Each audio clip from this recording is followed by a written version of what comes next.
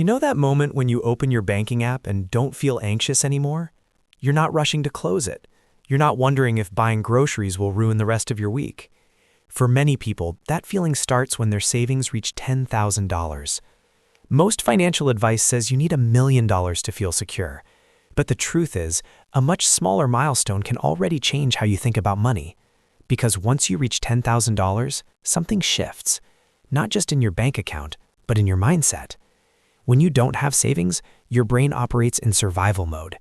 Every decision revolves around the next paycheck. You stay in jobs you dislike. You avoid risks. Unexpected expenses feel like disasters. But having $10,000 creates breathing room. Suddenly, your thinking changes. Instead of asking, "How do I survive this month?" you start asking, "How can I grow this money?" And that shift from survival thinking to growth thinking is where wealth building really begins.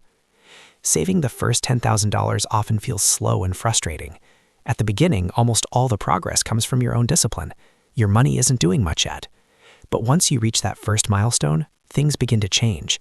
Your savings can start generating returns, even if they're small at first. That means the next $10,000 usually arrives faster than the first. It's the early stage of compound growth, where your money slowly starts helping you build more money. Saving $10,000 does something even more important than growing your balance. It builds confidence. You prove to yourself that you can manage money, delay gratification, and stay consistent. And that confidence changes how you approach life. You become more intentional with spending. You start seeing opportunities instead of just problems. Even your relationship with work can shift because you're no longer completely dependent on the next paycheck. Having savings gives you options, and options create freedom. $10,000 won't make you rich, but it creates the foundation for everything that comes next.